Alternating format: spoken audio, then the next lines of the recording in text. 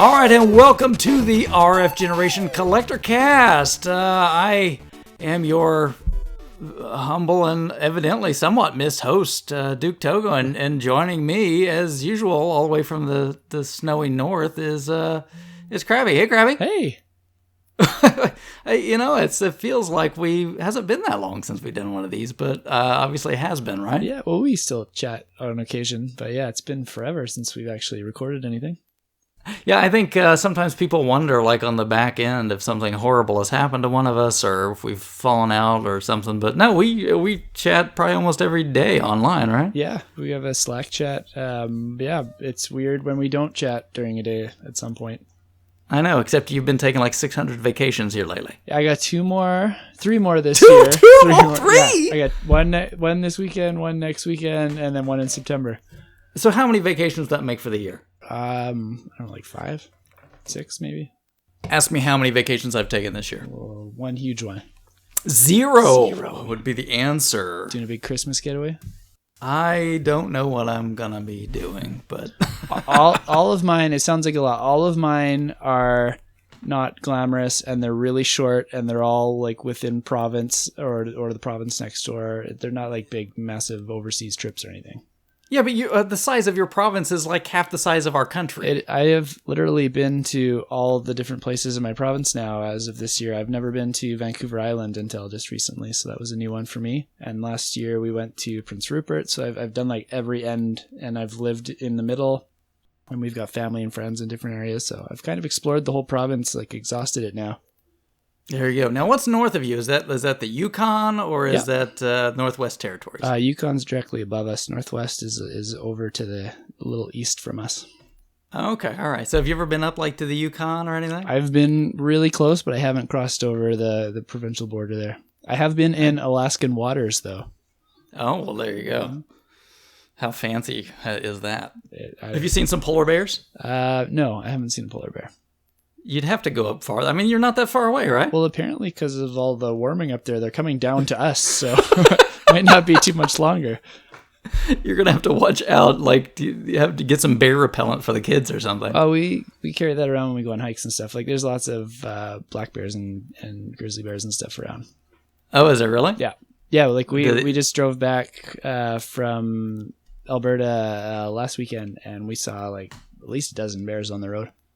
Wow, gee, man, ain't Christmas. Well, I know, like, here in Indiana, nobody's going to care about this. I'm going to stop, okay? I'm going to stop talking about bears because we talk about games and nobody cares about this.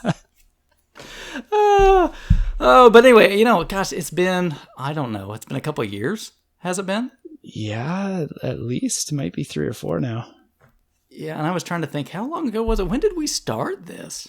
2012? Something like that? Maybe something like that. This sounds 11, right. 12. Yeah, maybe earlier than that. I don't know. I'm probably thinking like 11 or 12 we started this thing. Yeah. Anyway, for people that don't know that we ever did a show, maybe we should start off before we even get any farther and reintroducing ourselves. Sounds good. A little bit. So do you want to? I'll let you go first. All right. So introduce ourselves or introduce the show. Well, let's introduce ourselves first for people that maybe are our first time, and they may then love to go back and listen to the back catalog. All right. So my name's Kelsey. I go by Crabmaster 2000 on RF Generation, Nintendo Age, and a few other sites and forums. Longtime game collector, player, former store owner. Yeah, I don't know what else there is to say about me relevant to this subject. I met Duke on RF Generation, and we got along, started chatting, and decided to start a podcast about collecting video games back in the day. How many complete sets do you have now, Crabbo? 2. Just I still call my NES set complete, but it's missing a Stadium Events now. I've since sold that, but I did have a complete set at one point. Because you're sane. I totally get that. We had a couple Stadium Events at one point. I had 2 at one point, yes. Not for long, but for a couple months. And then I've got a complete TurboGrafx 16 North American set. Right, very close to Virtual Boy as well, right? Very close to Virtual Boy, very close on Dreamcast, and very close on Super Nintendo. Very good. So I think, for new people, maybe that gives us an idea why we have a show on collecting video games. Myself, my name's Chris. I go by Duke Togo on RF Generation, Nintendo Age, some other places on the internet as well. And like Crabby mentioned, we first got to chatting a little bit on RF Gen. We first kind of did some chit chatting because we were just talking about games in general, and then we did a couple like little playthrough things, which are still out there on YouTube. I think that people can watch if they want to. Through some old NES games, and then we just decided what the heck we would do a podcast. And since we're both collectors, then that was kind of what felt in. And we, of course, we're gamers as well. I don't want to be silly about that. We play as much as we collect. Probably leaning more to the play side than the collecting side lately, whereas I think it was probably vice versa when we first started chatting. That's true, and I think that gets to be a thing, though, as we get to a certain point where there's not as much to go after, right? So you can then reverse time, and you don't have as much time with little kids to get out and run around. And the things that I want to buy cost more now, too. And are harder to find, yes. Right? And there's more people scooping them up ahead of me. Yeah, I'm really ready for that bubble to burst. I keep waiting.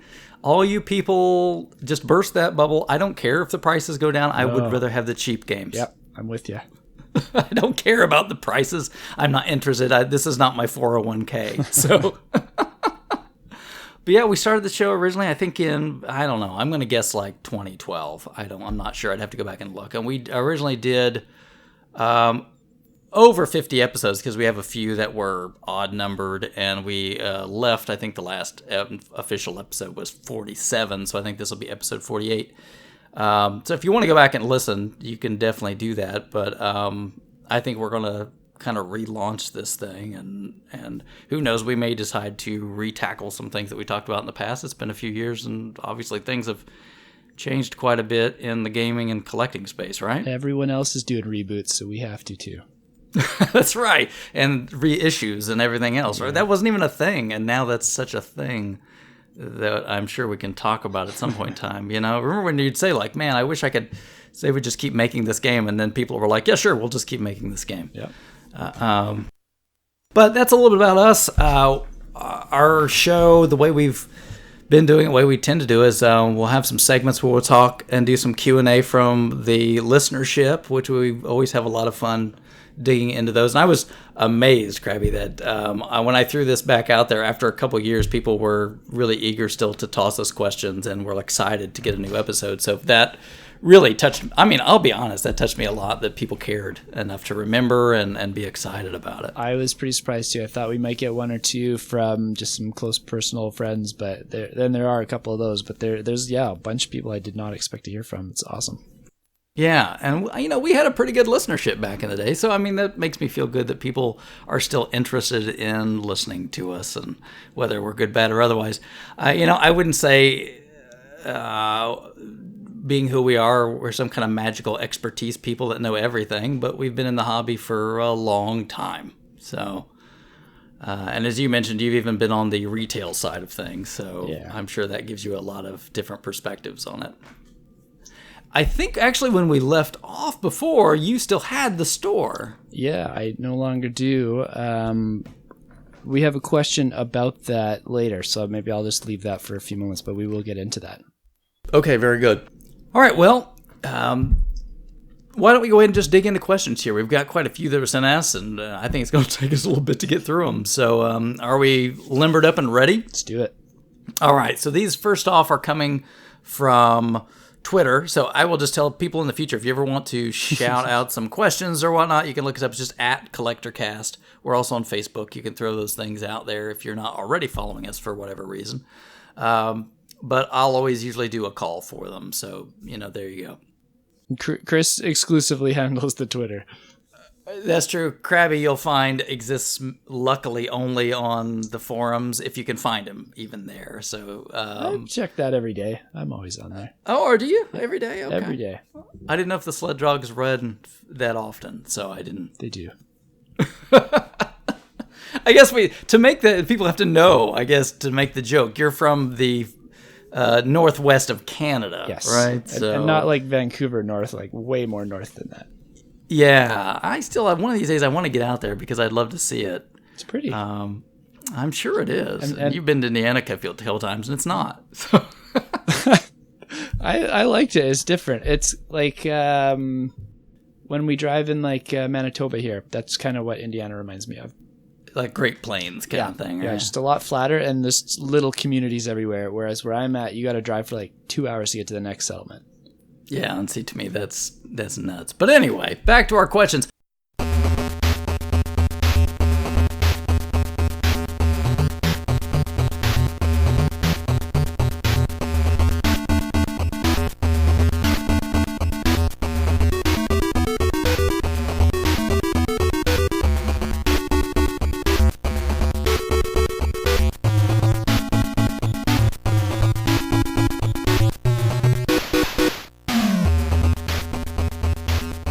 So first off is our good friend, formerly Sega Tomcast, but our good friend Tom, who now on Twitter you can follow him at the Pocky X, and he actually has a show of his own. It's the Pocky and Flocky, I will say, bleep show. there's a word in there that starts with an S and ends with a T, and I'll let you figure that part out. But he's got a few questions for us, and as always, Tom, I like it because he always comes up with the most entertaining questions. So the first one he's got for us here is, I've started watching people do Let's Plays of games that are on my backlog on YouTube and Twitch. It's really a statement. It's not really much of a question, but I did think that was something good for us to talk about because time, right? As in, like, watching a game versus playing a game? Yeah, I mean, I do that sometimes too, or sometimes to me it's like I'll just want to watch someone play it to find out if I'm that interested in doing it. You know what I mean? Gotcha. I don't watch games that I haven't played because I don't want to spoil them. So I only watch games that I already know how they play out. So, do you watch much Twitch or YouTube, or how do you do much of that at all, or just whenever you have something specific you're looking for? Usually specific. Like recently, you and I were both playing Hollow Knight and chatting about it. Yep. And then, so after I played it, I wanted to see what like a real pro expert Hollow Knight player was. And not me. And so my like 40-hour save file, I saw someone like blaze through in 40 minutes. It humbles you a little bit, doesn't it? Yeah. Those kind of things I like watching, but I'll never like. Before playing Hollow Knight, I wouldn't go watch somebody play it and see if I'm into it. I just kind of take the chance and listen to the feedback, maybe read a review, but I don't even read the reviews often until after I've read the game or played the game. Yeah, see, written reviews, I really just, I don't care too much. There's a few select people I'm interested in reviews on, but I honestly don't look a lot. I've been doing this long enough. I'm pretty familiar with what I like and what I don't. Yeah, I'm going to guess you're the same. Yeah, you can usually pick out development teams, publishers, and you kind of genres, and you kind of know what you like. And there are those occasional surprises, like Hollow Knight. I really didn't know anything about it. It happened to be on the Game Pass thing, and I installed it, and I went, wow, this is pretty cool, and I'm glad I stumbled across it, but I don't know how I would have found it otherwise. I don't, no clue. A new one for me, actually, that I've been reading a lot of reviews on ahead of playing the game is the new Fire Emblem Three Houses. Oh, yeah. Because I love Fire Emblem, but the last two games that have come out in that series have really made me maybe think I don't love Fire Emblem anymore, or the direction they're going in. So I'm very interested in this next one, and I wanted to know a lot about it before I decide to pay full price for it or wait and see if it drops a bit. But I don't know, it sounds really, I still don't know which side I'm going to fall on in this one, but it sounds really promising so far. Well, it seems like the internet really, I've seen recently, kind of blew up about it, with interest. So whether that's good, bad, or otherwise, I don't know. The same thing happened with Awakening. That one kind of revitalized the series. I hate that one. It's one of my least favorites. Now, what's the change to it that you drives you away from it? Well, a lot of the appeal of the old ones was you had a limited amount of resources, a limited amount of XP, and you had to do your best with what you had. And they have like mid missions between the main story ones in those games where you can actually grind up your characters and resources, and that just drove me nuts. Okay, all right. So you don't like that mix of don't bring your grind from the RPG side into my tactical game. Basically, yeah. That was my biggest issue. There's a few other issues with it too that pushed me away, like just them adding the like casual modes into it where you don't have that like that permadeath. If you lose a character, you're not getting them back. They still have that hardcore mode in there, though, right? They do, but the Fates game after Awakening that I played, it really feels like the game's designed around losing characters, and then they just add the hardcore mode in to like appease us old people, but it doesn't feel like the game's designed to play that way. Okay, so you feel like really the right way to play is probably the intended method is the no permadeath way. That's what it felt like to me. Okay, all right. And I've never been a big Fire Emblem person. I like some other tactical games, but I don't know what it is about Fire Emblem that's never really hooked me, but it just hasn't. Should look into Three Houses. It seems like they're changing a lot of things. It doesn't seem like a standard Fire Emblem game. I don't know. I just recently started playing Final Fantasy Tactics on PSP, so I'm going to be busy for a while. Yeah, that's a good chunk of a game. Yeah, hopefully I can get through it. But I mean, I get what he's saying here. I will say honestly, I watch a lot of Twitch, especially like in the evenings when I'm trying to wind down and get ready for bed. I'm never been a big TV person, but I found this really scratches an itch where I can just chill out. I can watch somebody else play.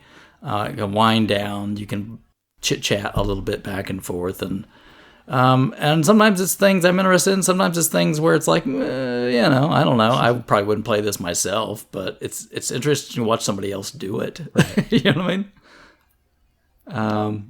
Like there's this guy, I don't even remember his name now, but he plays all these arcade games, and it's not emulation. Like you see him on the camera in between things like, I'm gonna swap this board out. No, here's this board with this, and let's play and let's fire this one up a little bit. And that sounds awesome. Like, yeah, and the whole time you're like, and he'll talk about, and he's very technically savvy. So he's like, this board was used for this and this, and I mean, he goes all the way through it, and he plays them for a while, and these games that I've never even heard of. So, yeah, I mean, you find some interesting little niche things, or like our buddy Josh, who does the Shoot the Core cast for RF Generation. He's been streaming his shooter stuff, and that's kind of nice to wind down with too, because I was like, I know Josh, and I like the genre, and sometimes I'm playing along. Yeah. It's neat to see how somebody else approaches it. I popped in when he was playing Adventures of Lolo 3 a little while ago. It was fun to watch him kind of stress over a few puzzles. Yeah, and I watched you and your son did like a little quick stream a little while back. Yeah, we tried it out a little bit. I don't think it's quite what he thought it was, so I don't know how much more we'll be twitching, but it was fun.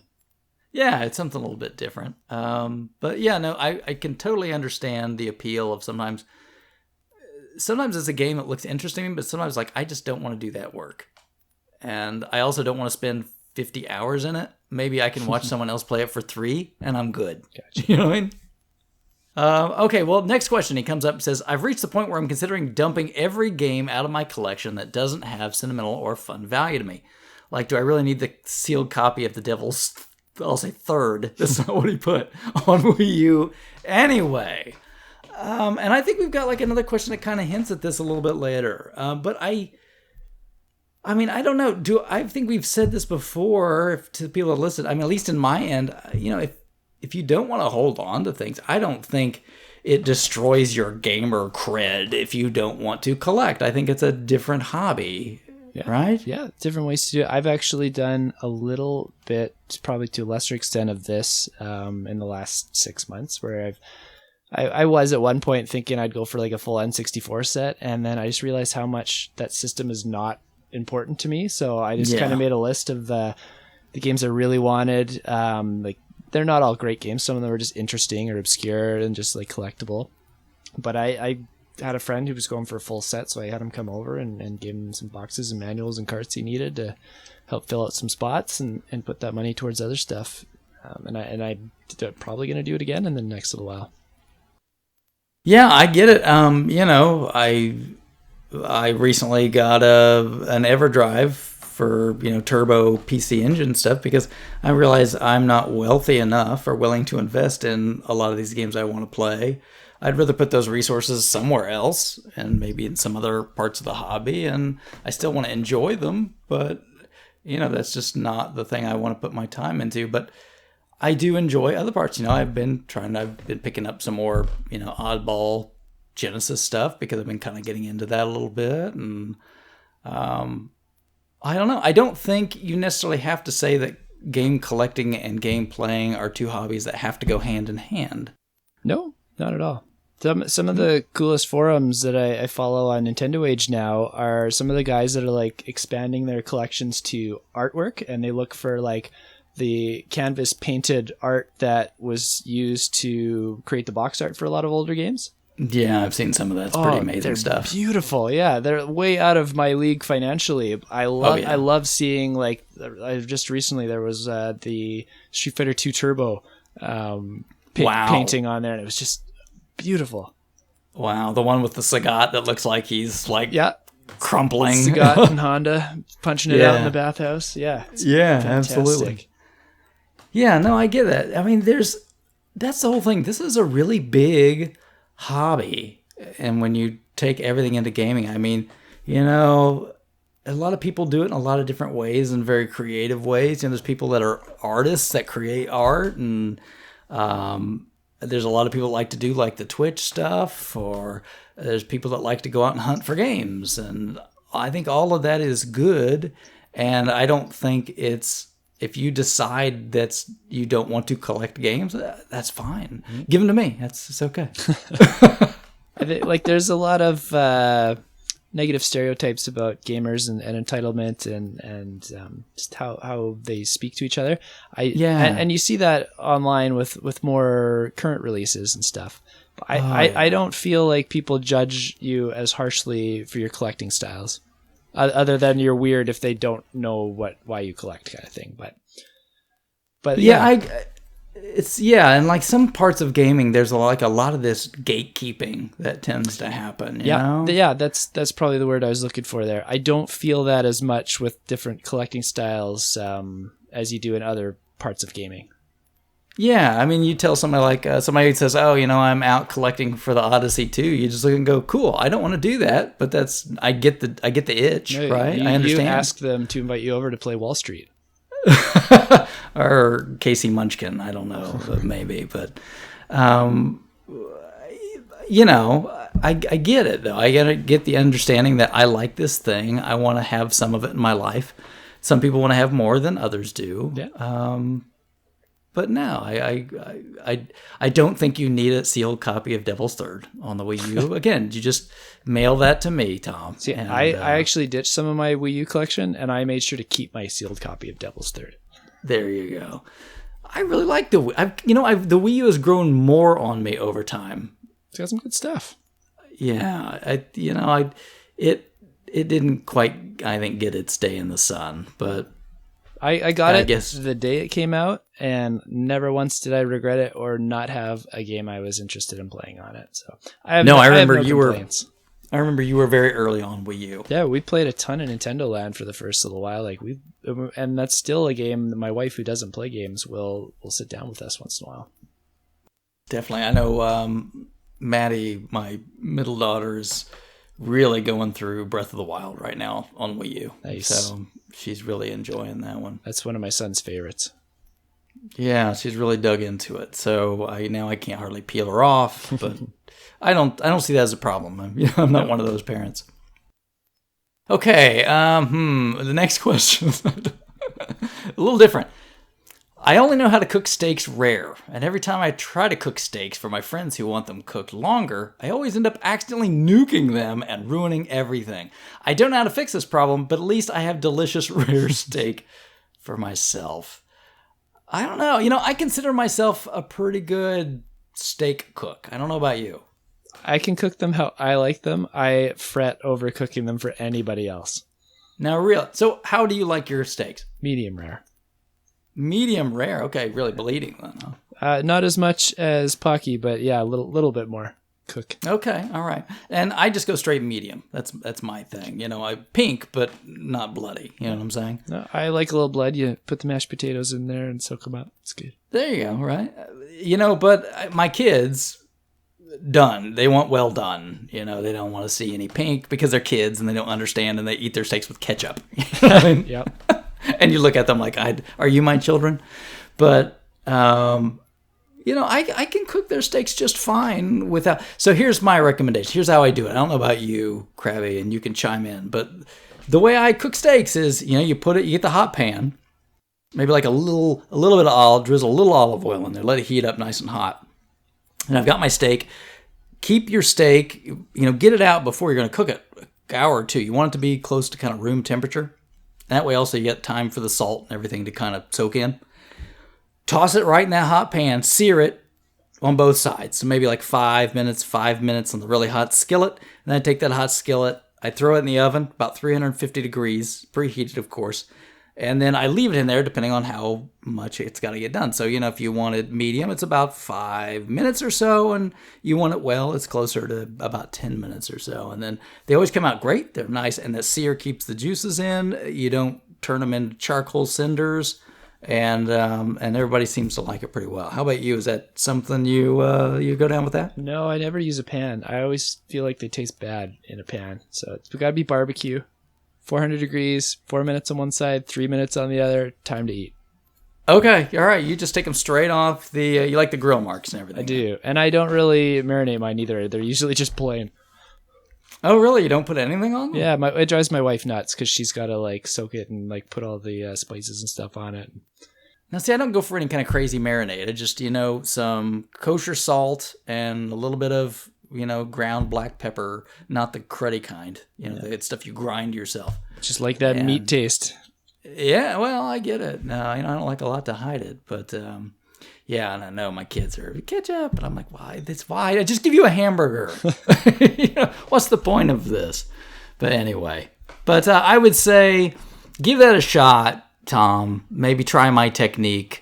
With the oven and the time, and I think you'll find you can do it, make your friends happy, and you would probably not even need to toss yours in the oven. You just sear it and you're done, and toss theirs in there with the skillet, and they'll be happy. And cast iron pans, right? That's what you got to use. Cast iron. Don't use anything else.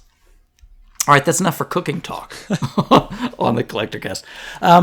All right. Then he says, as a grown man without kids, that sounds like a dream. I often think back to my childhood spent hitting friends with sticks and cracking open rocks for fun. You had an interesting childhood, Tom. And I can't imagine the kids these days would pick those options when Smash Brothers is here on Switch with everyone in it. Are my fears warranted or not? No, Tom is quite the Jigglypuff Smash Brothers enthusiast. I don't think kids these days are really worried about rocks and sticks. What do you think? My son would not choose it over Smash Bros, but when we feel like he's had enough games and he needs to go get some exercise and go meet a friend, we'll send him outside, and he does those same kind of stupid things we did when we were kids. He's hitting his friends with sticks and coming home with 2 pieces of rock to show me. I've got girls, so if they want to go outside, then it's usually like look at bugs, which I've trained them not to be afraid of bugs, or slide and swing is kind of the usual things, which I'm sure is the same thing kids always have done. My daughter's actually really into bugs lately too. I think it's a thing, right? And if you teach your kids not to be afraid of bugs. I try to, but my wife has a crippling fear of butterflies and moths.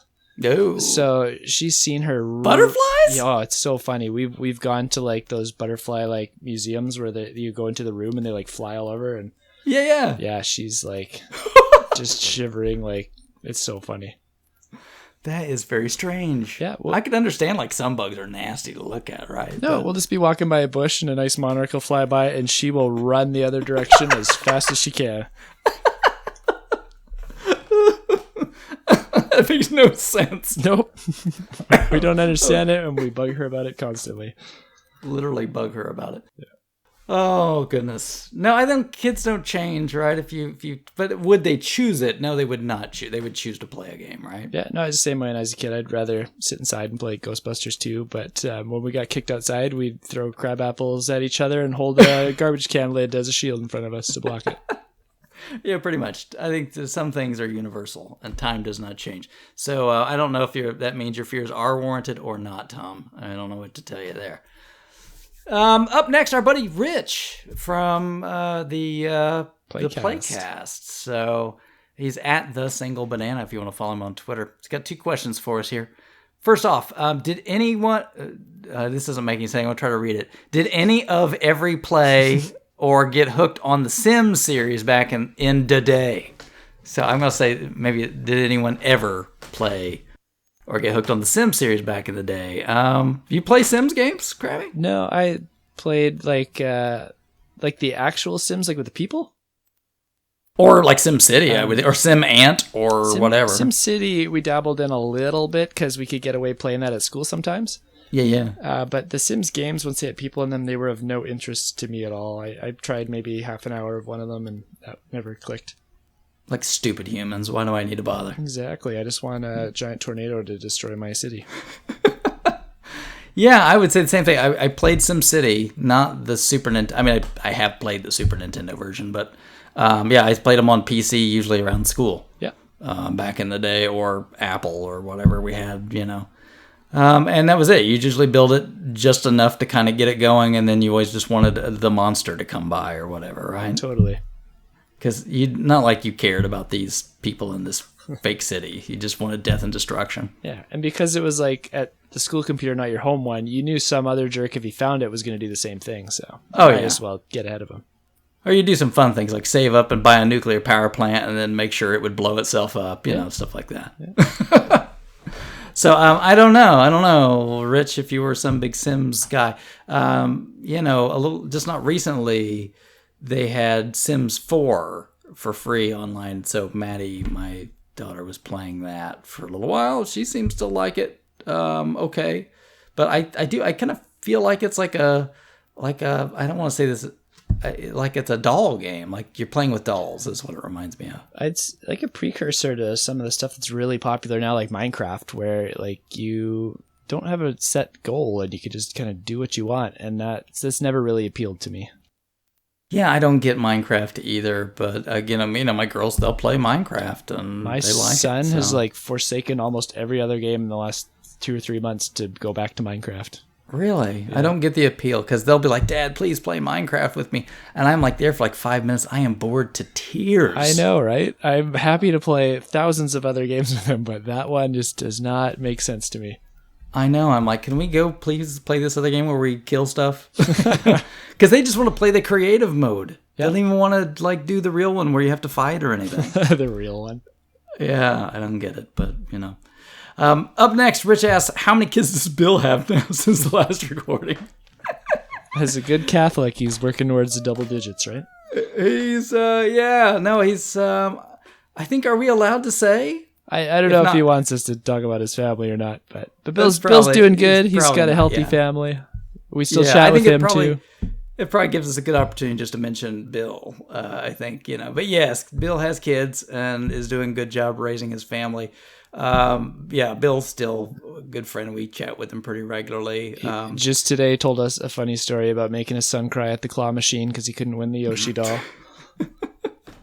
There you go. So, he's busy in life. He's got a lot of family to take care of and Destiny to play. So, Yep.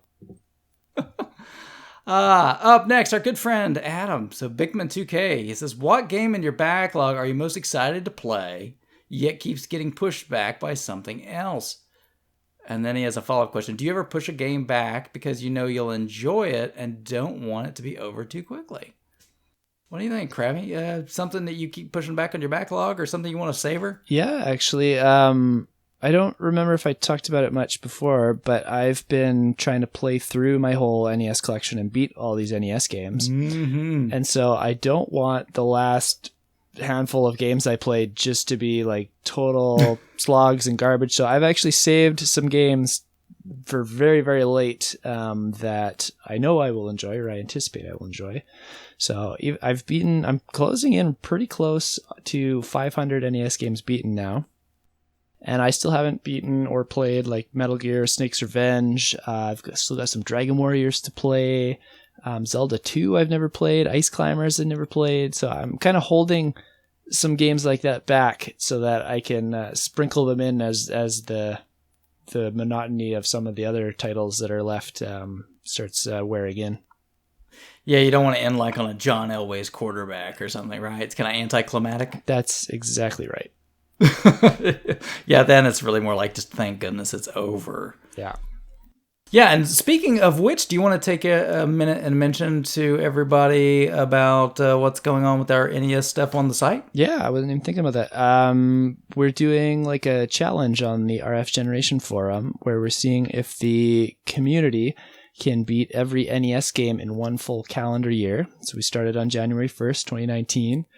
We are into August now, and we're, I think, off the top of my head, 430 some odd games beaten to this point. So we've got a little over 200 left, and it seems doable because we got 5 months left, but we are getting into the territory where there's a few RPGs and strategy games and real time consuming sports games like that are still left. So we could use some help if any of you out there want to jump on the forum and claim a game and help us knock it off before the end of the year.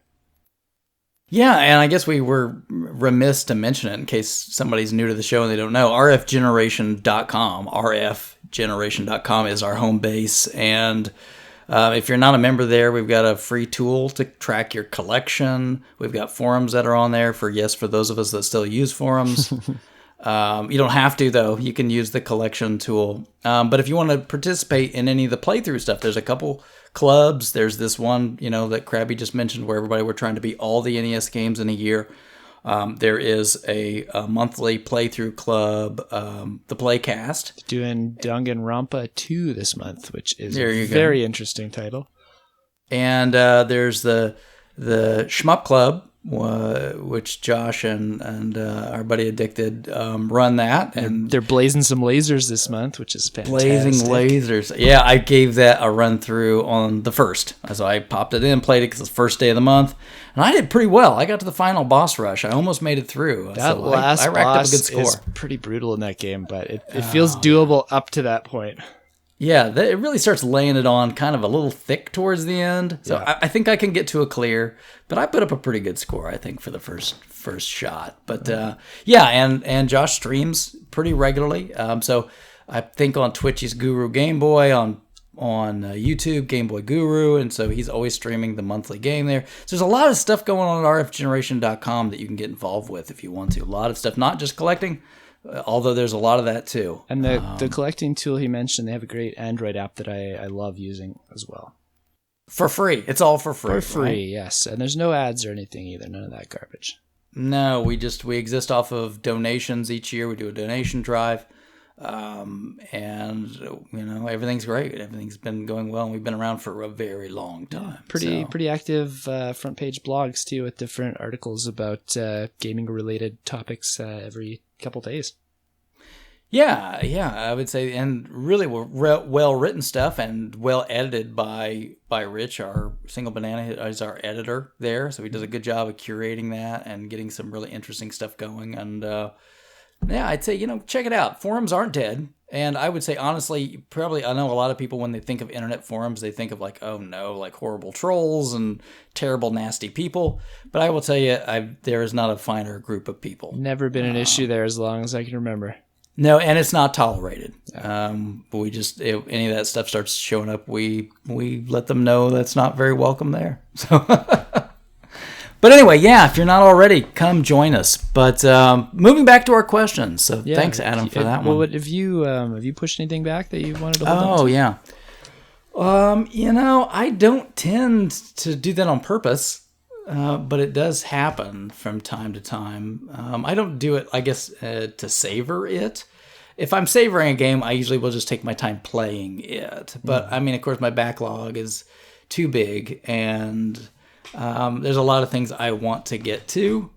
And, that's the big issue. But I would say, no, if I'm, like, crazy excited about a game, I'll usually just go straight to it. So, like, I guess to some degree, I want to play Bloodstained, but I don't have it yet. So that one, I'm very excited. I kickstarted it, and I have a friend that I specifically want to play it with, though, and we have not been able to link up. And my copy was late shipping. There was an issue with my address. Finally got it, so I still haven't played it, and I'm waiting until this friend gets back from a camping trip, and then I'm going on a camping trip, and eventually I will get to play that game. But I am very excited to, and I am purposely pushing it back so I can play it with that friend. Okay, there you go. That one for me, I didn't do the Kickstarter, and I just came off of playing a Hollow Knight, which is kind of a similar game. So I'm like, let me give myself a breather, play something else for a minute, and then I'll be really excited to go to it instead of just, okay, here, let me do this thing. Yeah, I feel the same way. Some genres I can totally go back to back, but a Metroid style game, I need a breather in between too. Yeah, sometimes, especially Hollow Knight, I thought was really good, but it had some really challenging bits to it. And to some degree, to the point where I'm like, this is just kind of challenging to be annoying. And so some of the optional challenge stuff, I just kind of went like, nah, I'm not going to bother. Sure. And I don't like that. I guess the reason I don't like it is because I don't know how to put my finger on it. I guess I just don't like difficulty for difficulty's sake. Does that make sense? Yeah, well, I think, because I can't remember what I got, like 104% or something in that game. I think that what came with the original game was probably all mostly solid stuff. I think a lot of those challenges you're not into were added as little DLC incentives later on. Yeah, and I get it's for those people that are like super diehard enthusiasts, but this part of it's like, I would kind of like to see a little more of this, but I don't have the drive and desire to do this like 600 times until I get it right, and I'm just not going to. Says the Dark Souls fanatic.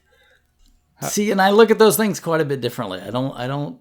Dark Souls, usually once you understand how to do something, executing it's not that bad. Like, and you have lots of. Taken me like 50 or 60 tries to beat Smaug and Ornstein in the first game. And I will tell you too, and also another reason I like those series is because they give you a giant toolbox to work with, and you can try a lot of different ways to get the same thing done. Whereas games like Hollow Knight, it's like, no, you just have to execute exactly what we want you to do perfectly. Well, they have a lot of charms in that game. You can mix and match multiple things that give you little boosts and advantages depending on what you're doing. But let's be honest, how many of them were actually worthwhile? I'd say like... Not even half. I'd say like 15 to 20 of them, though, were all viable. Okay, but there's like 40 of them. Yeah. I got them all. I messed around with most of them.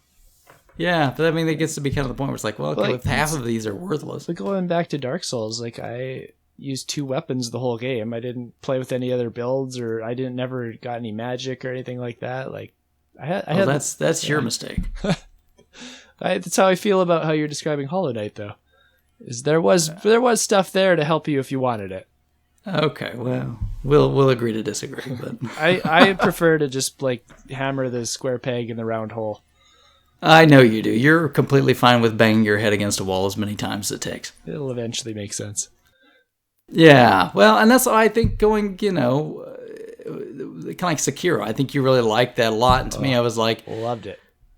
I enjoyed it, don't get me wrong, and I got all the achievements, and I know you platinumed it and everything, and I don't get me wrong, I enjoyed the game, but I did kind of get some of that feeling like, because again, there was not a lot of options. It was kind of like, just do this thing this one way, because that's the way we want you to do it, and I'm like, I don't really, The combat in that game is my favorite Souls by far. The lore... I like how some of the other games do it better, like Bloodborne and Dark Souls. But the setting and everything, like, it had a lot that I just loved about it. Yeah, don't get me wrong. Combat's always really great in their games, and they get really high marks. And I enjoyed it for the most part. But yeah, I like having a lot of options, and I guess that's the thing there. Yeah. Anyway, so half our audience is going to tune out because I've spent too much time talking about Dark Souls. At RFG Playcast, so this would be the other half of the Playcast. This would be Sean chiming in here, and he says, I told him where he's going to probably be a little bit disappointed here. What concert tickets have you scored lately, and what anime have you watched? Because they talk about this a lot on their show. So I would say if you like concert talk and anime talk. And video games, all 3. A little video game somewhere in there. Go listen to those guys. But I will tell you, I just mentioned it earlier. I don't know. I haven't even taken a vacation in forever. I haven't seen a concert in years.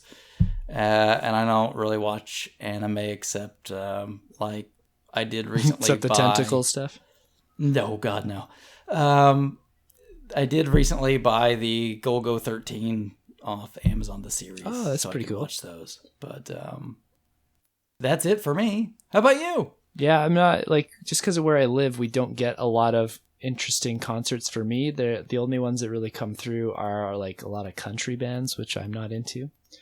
I did get fortunate recently, and two of my favorite bands were touring together, Judas Priest and Uriah Heep. Oh yeah, there you go. Yeah, if you don't know me personally, I have Judas Priest tattoos on my body, and my son's name is Uriah. Like, it was a great tour for me. So they came to Prince George, which never happens. So I got to see them here, and then 3 days later, we were going down south to visit my brother, and I took him to the show there. So I got to see them twice in the same week, and it was fantastic. We got I sat with my wife at the one here. We were down on the floor, not front row, but pretty close. And then when I went with my brother, we were front and center. And every pick those guitar players threw, my brother caught every freaking one of those. I don't know how he did it. That's crazy. Yeah, so he's not quite as big of a fan. He knew they'd mean a lot to me. So I have picks from all the guitar players from both bands, which was really awesome.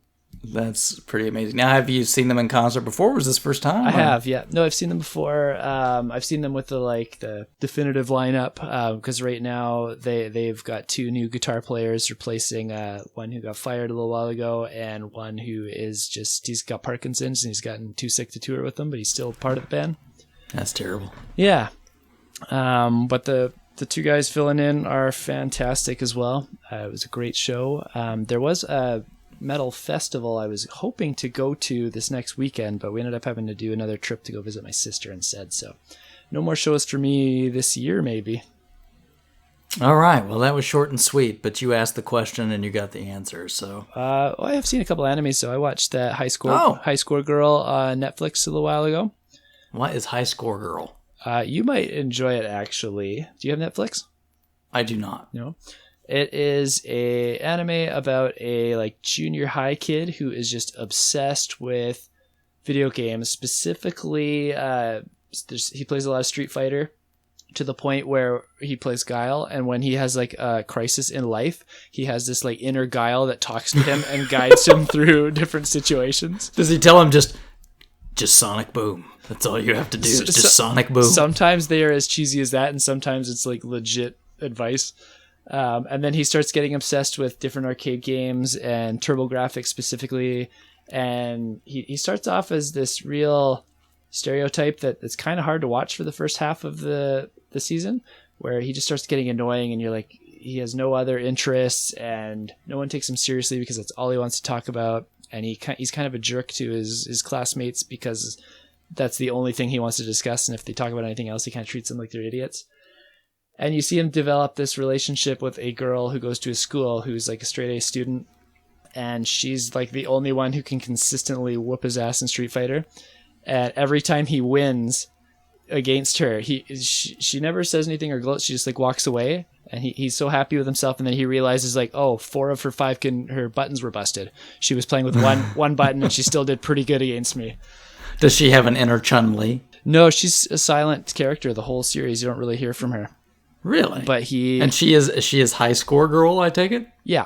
And so it's nothing sexual or weird like some enemies can get. And it's just them developing this bond and over video games and eventually growing as people. And he's not such an ass at the end of the series, which was kind of neat. But she is completely silent the whole time? Yeah, never says a word.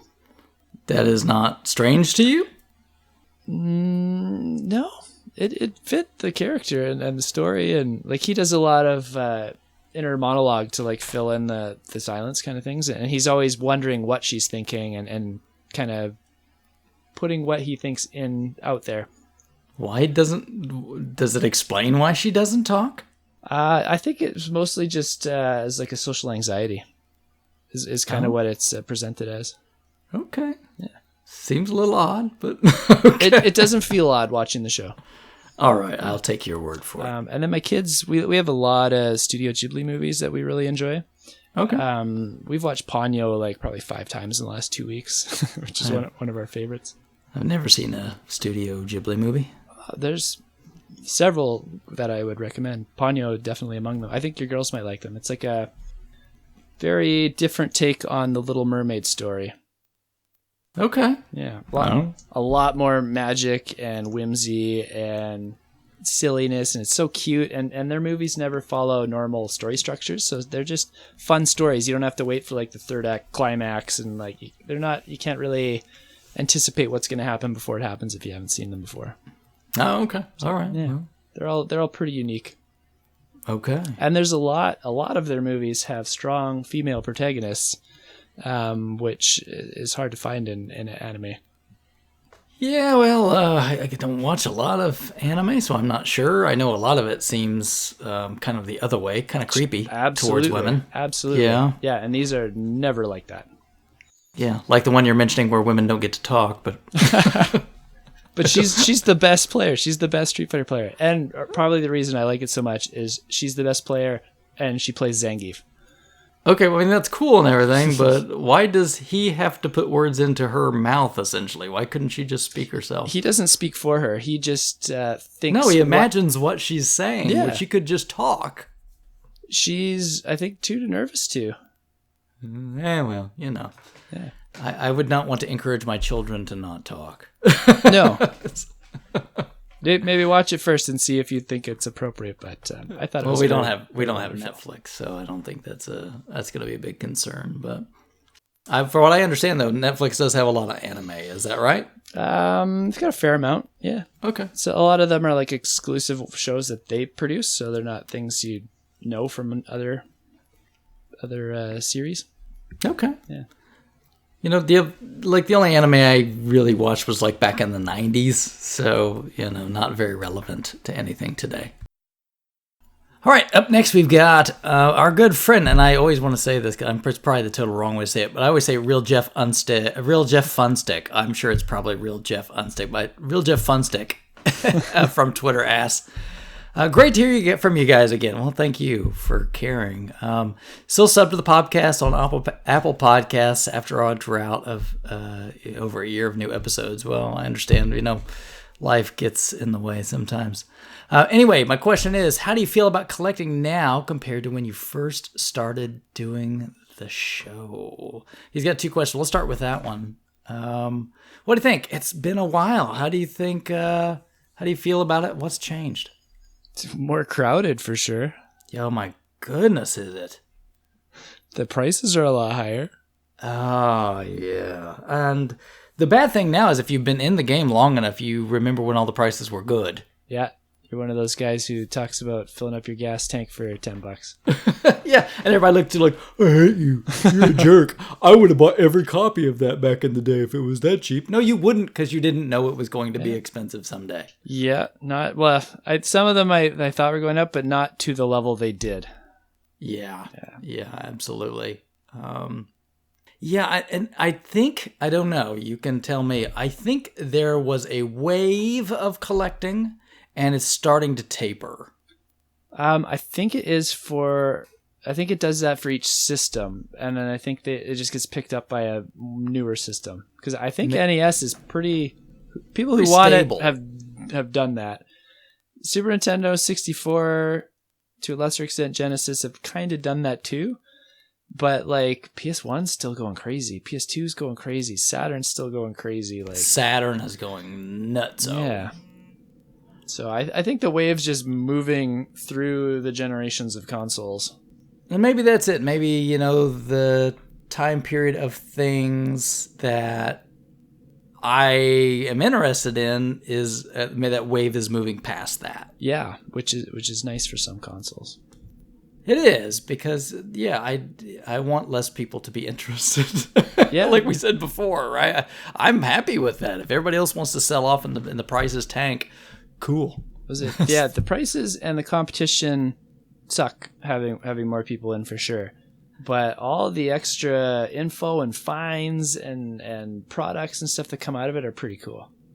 It is. And, you know, when we started doing this, there weren't things like these boutique systems like there are now, right? Like you've got these analog NT and the Mega SG and the Super NT. Very interested in the Poly Mega, which I'm watching closely. That should be coming out fairly soon.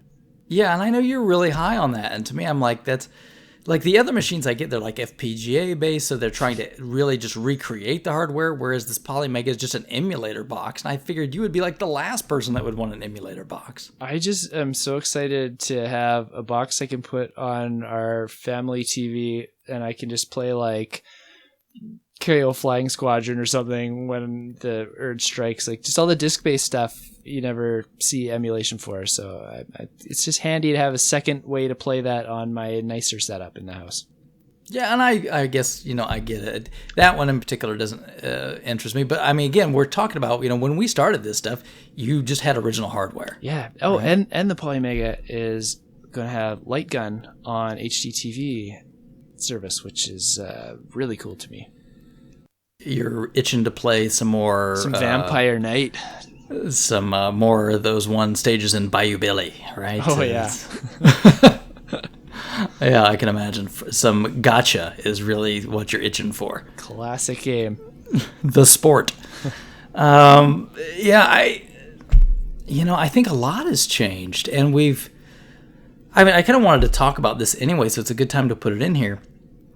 What do you think about all of these reissues of games? Because that wasn't a thing either, and now there's a lot of them, right? So many, yeah. And a lot of them are authorized. Yeah. So they'll go out, they'll get the license. So, are you talking like stuff like when I'm blanking on the company right now. I think it's IM 8-bit when they like re-released like the old Mega Man games, or they did like the Data East collection and stuff like that. Or are you talking more about like Mega Man Legacy collection and the SNK collection and stuff like that? Former, not so much the latter. Okay, so you're talking about like original hardware re-releases. Yes. Or when like, some of those games that got released that never came out of it. They were Famicom exclusives, and we'll put them in an NES shell, but we've licensed it, so it's like Holy Diver, right? I was just going to bring it up. I'm like, they got me with that one. It was a game I was planning to import complete in box for the Famicom, and now I've got the licensed NES one. Yeah, and so, I mean, how do you feel like those are really legit, or do you just buy it because you can kind of tell yourself it's okay and it's in the form factor I want? Probably more of the latter. Yeah, I mean, I would not say that those things are adding to what would be considered a set for a system, right? No, but then there's I just put in an order for Ultra Core for an actual Sega Genesis cart for it. Sure. Yeah, which that one kind of feels like it fits, doesn't it? I don't know. I mean, that's the whole thing in the collecting circles. I mean, you're going to have plenty of people that just go, no. Sure. It's set in stone, and this is the way it is, and it's not going to change. This has been the list for 20 years. You can't change it. Exactly. But what's different other than the time frame?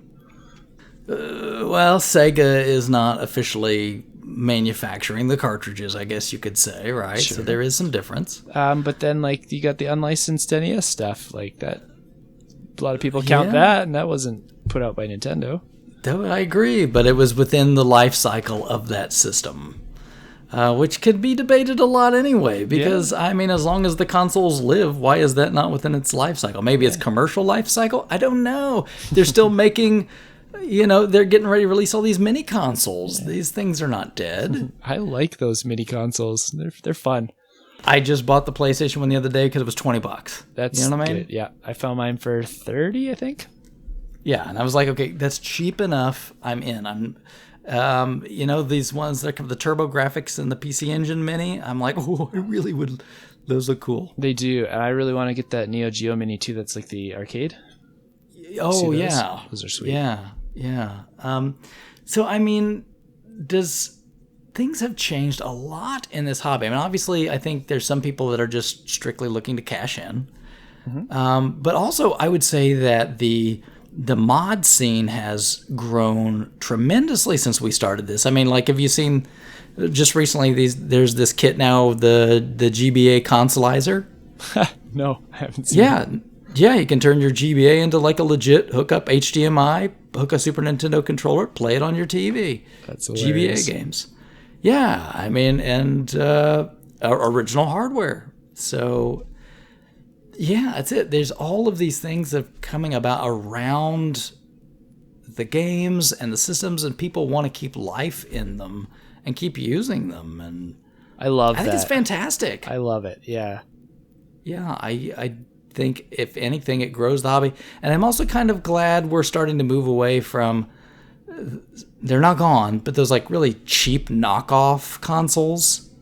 Yes, yeah, it's nice to have quality products, because I remember being really excited about the Retron 5, and then my experiences with it were all negative. Not at Yeah, I've got one, and it still functions. It does its job, but I wouldn't say it's exciting a lot of the times, you know? Yeah. But I'm very traditional. I'm typically, if it's anything older, I'm going to play it on a CRT, but I understand that's not what a lot of people want to do. Yeah, no, all my NES games are beaten on like a 13-inch CRT through the RF adapter. Like, it's not fancy, but it's fun. Oh, and it's it's your nostalgia too, right? Yeah, it's definitely a dose of that there. So, how is collecting now compared to when we first started doing the show? I think it's grown a lot, and it's grown in ways I would not have expected. No, like even like eBay is not a great place to get games anymore. You go on like a Facebook marketplace if you want to find the games you want locally for decent prices. Yeah, well, that's it. I don't do Craigslist anymore, but I sure scan Facebook Marketplace. That's the only thing I use Facebook for. I haven't picked up anything off Kijiji or Craigslist for years. Yeah, and I used to get so many deals. Yeah. Yeah, and now it's all on Facebook, and the deals are out there. I'm running across them pretty regularly, but you've got to be Johnny on the spot because a lot of other people are looking too. But that's no different from how it used to be. Yeah, you'll be quicker than before. Yeah, everybody's got it in their pocket now, but I mean, again, that's it. You've got to be vigilant. That's the way hunting games has always been, right? Yeah.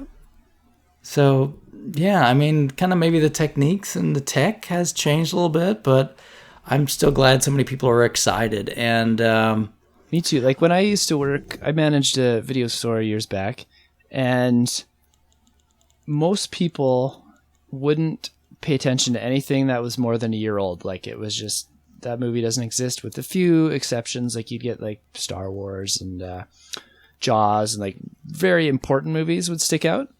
But you wouldn't get people who are like, I love movies from the 70s. I love movies, black and white movies. Like that just wasn't a thing. And I don't feel that with gaming. Like there's a lot more people that embrace the older stuff to a point. Like when you get back to pre-Atari stuff, like it's pretty rough. You don't see a lot of enthusiasm for that. But everything from Atari onward, like there's a pretty decent community of people that love it. Yeah, and a lot of people that are too young to have experienced it the first time around. Like when you watch like Games Done Quick, these people are pretty young. They didn't grow up with a lot of these games, but they still love them, and that makes me really happy. The games are older than the players a lot of times. Yeah, that was one of my favorite parts at the store, was talking with people, and we'd just be talking about like a franchise like Metroid, and my references are Metroid and Super Metroid. And it would just dawn on me halfway through the conversation, they were talking about like Metroid Prime or Other M, or like just because that's where their experience started with it. Yeah. Yeah, but it's all good, and a lot of people still want to go back and explore the old stuff. Totally. And this is the thing, and I guess I'll bring this up because you're not on Twitter, but yeah, and we've got a question coming up from her anyway in a little bit. But Pam, who does the Cannot Be Tamed, is her YouTube channel. Yeah. And she does a lot of retro reviews, and she'll post these like just horribly nasty comments that people will leave, like, you were too young to know and to play this, and you really can't appreciate this because you weren't there, and just all this nasty bile. And again, it's like this gatekeeping, like, this thing is mine and you can't have it or understand it or share it. And I'm like, I don't know where that comes from. I don't want to have anything to do with it. I'm super excited when people are interested in things I'm interested in. Actually, to piggyback on that, I was listening to one of the IGN podcasts. I can't remember which one. But one of the guys just took a trip to Japan, and he was very excited. He went to Super Potato to go look for some specific games. And when he posted it on Twitter, people were like tearing him apart that he wasn't like digging through flea markets and garage sales and stuff. Like, you went to the game store. That doesn't count. What? I don't understand that. Yeah, I'm like, what? That's where they sell them. Why would I not go there? Yeah, and like he was looking for obscure stuff. He wasn't looking for like the stuff you could find at a garage sale, typically the commons. Yeah, well, and I should mention this too. If anybody out there is interesting, I've got a buddy, and he used to be on RF Generation. I don't remember if you remember Catch 5 Bats. Yeah, I remember the name.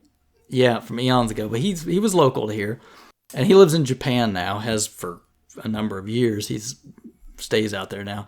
But him and a buddy of his have started doing a video series. It's called Hard Officers, off of Hard Off, the stores out there. And it's just a video series where they're going into all of these Japanese game stores, and a lot of them are like off the beaten path ones, and they're just kind of showing you in there and looking around and what they picked up, and it's kind of a neat tour. So if you don't get to be in Japan and kind of see what that experience is, and they're not going, I mean, do they go in a Super Potato? Sure, but they're also going in a lot of these littler stores that are maybe a little more off the beaten path, and you get to check them out. So if you like that kind of thing, you might want to check out their show. Again, it's just Hard Officers. They're kind of fun little shows they've been doing. But yeah, I'm like, of course, I'm here. Don't get me wrong. Do you think I wake up every Saturday, first crack of dawn, and go hit every garage sale to get games? I stop by the game store here all the time. Yeah, I used to do the garage sale scene because we didn't have a game store here. Exactly. Yeah, that's where you had to go if you wanted to. Yeah. But these days I don't have to. I can hop on Facebook Marketplace. I can watch for things, or, I can go to the store. And, that's the whole thing is people are like, well, you're going to pay more and da-da-da. And I'm like, yeah, but I also get a great place where those people that are in there love talking about games, and we're friends, and they'll help me find things. And it's great. Yeah. I'm like, why would I not want to take advantage of that? And you're going to walk away happy. You're not going to go to 20 garage sales in a row with nothing to show for it. Yeah, and I've been there enough times where they'll often be very nice and give me discounts, and that's it. You get relationships with people. And I think, again, and I've said this in shows before, but I think I appreciate way more the relationships that this hobby has given me than the games themselves. Yeah, I was actually having a cool conversation with my son last week about that, and he was asking, like, why do you have all these? And, like, you can't love all of these games. And I said, well, I have memories attached to certain ones that are related to certain people or a trip I've taken, and it's just kind of cool to see this physical representation of this like life journey. Yeah, and it takes you to places that, you would never have met people, and you would never have the same friends, and it's fantastic. I mean, we've done this show for years, and I've made a lot of great friends, not just you, but like a lot of different places from doing this thing. So, that's compared to where we started the show, I would say my life is incredibly more rich because of everything we did in this show. Yeah, couldn't agree more. Yeah, and for those that don't know, they're listening at home, the big reason I want to do this show is so I can talk to Crabby. You guys can be just listening in on that. I just enjoy my time talking with Crabby, and this gives us a good excuse to go ahead and do that too. Totally. So I'm not, now that I don't have the store either, I don't get to talk games as much to people, so it's a nice outlet for me as well. There you go. You're not as saturated, I'm sure, right? Yeah. So it feels like it wells up inside me, and I need to spit something out every once in a while. Back to questioning it. Real Jeff Funsticky asks us also. I've begun to do a purge and selling everything off and rebuilding by collecting complete in box of my favorites like Mario, Zelda, and the Mega Man series. And I think he's just sharing that. But that's kind of similar to what Tom was talking about before.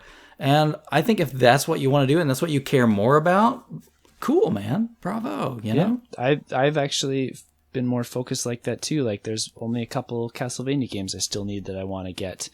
There's Mega Man. I'm missing a bunch of handheld stuff I've been trying to get. So instead of focusing for like every Game Boy game I can get, I'm just going to like hunt down those Mega Man ones are going to be priority. And I've been doing the same thing. You know, as your collection swells, there's less stuff you are interested in looking for. And so like for Genesis stuff, that's kind of what I've been looking for more is, okay, I want nice copies that are complete and things I'm interested in. And at least Genesis is the worst. Yeah, well, I've had to make my own boxes in some cases to try to make up for that. And maybe eventually I'll be able to marry them back to a real box. But, that's it, though. Like I said before, wherever this hobby takes you, man, that's the right way to do it. If you're having fun, cool. Yeah, and I think series collecting is a ton of fun. I totally get the appeal there. Yeah, I've bitten off some of that, too. Yeah. I have a lot of copies of different versions of Dark Souls. Let's just say that. Moving on, Steven Eider. So at Steven Eider from Twitter. He asks, is Cyberpunk 2077 the sequel to Johnny Mnemonic? We'll have to wait and see if the Talking Dolphin is the mastermind, and then we'll know for sure. For those that remember Johnny Mnemonic and the quality film it was definitely The Matrix before The Matrix, wasn't it? I don't know if I call it The Matrix, but it's kind of cyberpunky Keanu Reeves movie. Yeah, but in a weird, not as good. No, very campy, low budget. Yeah, not a polished like a Matrix or a Cyberpunk. I would really love if they would do an homage to that in the Cyberpunk game that's coming out, though. I'd totally dig that. Yeah, I could see them throwing in some lines in there to throw back to the movie. There you go. All of 5 of us would get them, but.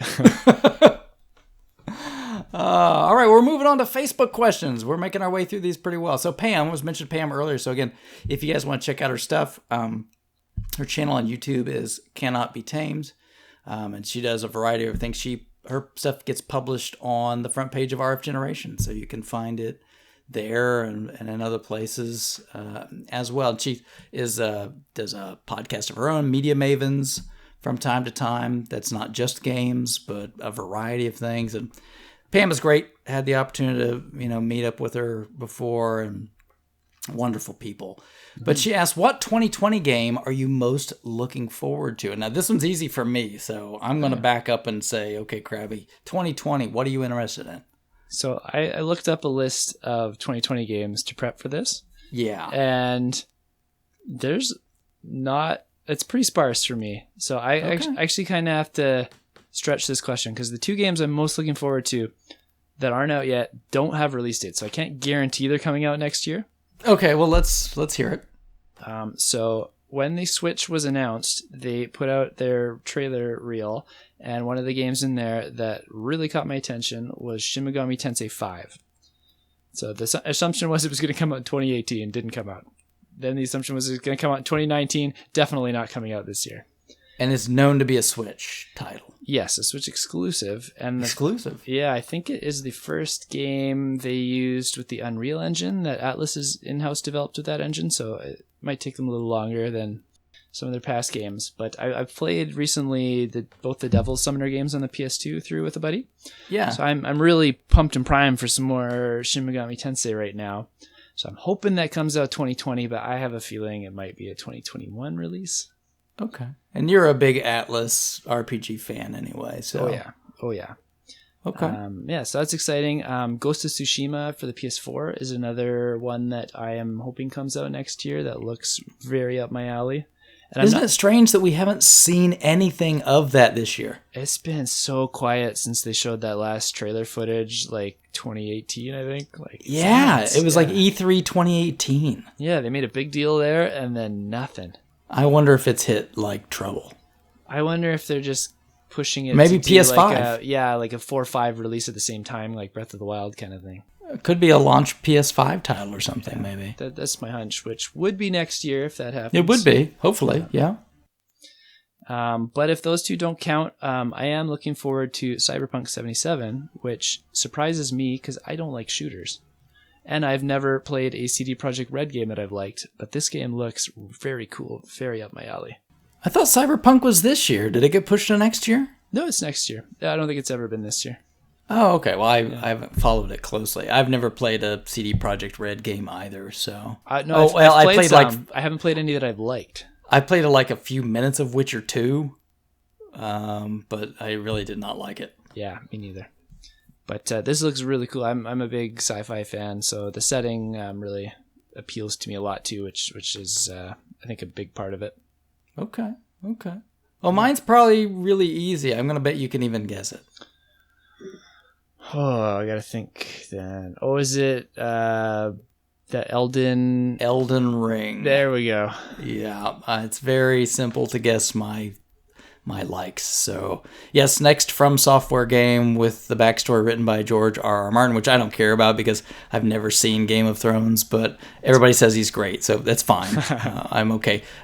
From is going to make a good combat engine, and they're doing it, from what I understand, more in the Dark Souls flavor with lots of different weapons and things and different ways to approach it. So that's all up my alley. So one of the things I've never had a problem with the Souls games is the story and the lore. I thought they're great. So having a great writer come in to help it doesn't exactly elevate that part of it for me because it was already very good.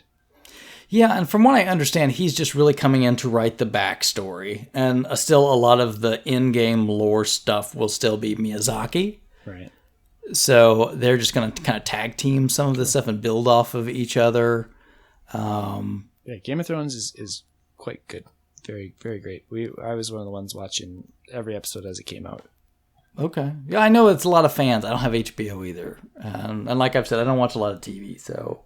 That's one we made an exception for. We don't either. We literally subscribe to that service just to watch that one show. Oh, wow. Yeah. So did you only watch it for a little while and then cancel the subscription until the next year or something, or...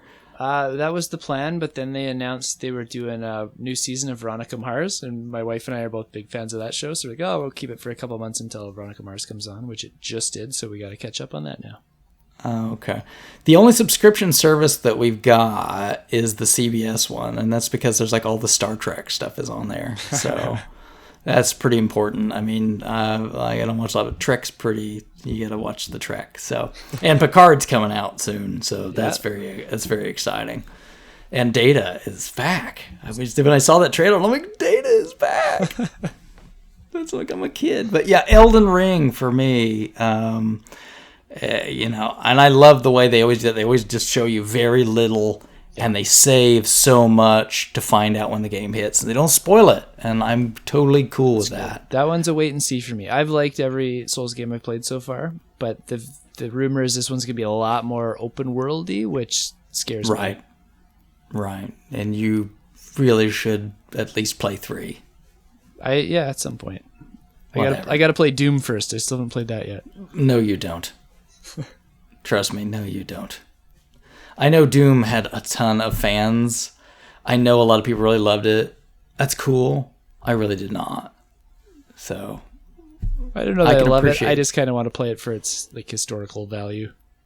Get some perspective. Yeah, you're talking about new Doom though, not old No, Doom. I'm talking about 94, 95 Doom. Oh, yeah, because the other day when we were talking, get this, people that are listening to this, yeah, so we're talking about Doom because the whole, Bethesda pulled the 360 version, and the other ones when the re-releases came out, so I was kind of mad about that because I had bought the old one, 360, and it worked fine on Xbox One, so we were talking about that, and Crabby says, I've never played Doom, and I'm thinking, 2016 Doom or whatever it was a few years ago, and I'm like, oh, well, and then, I find out it's Doom.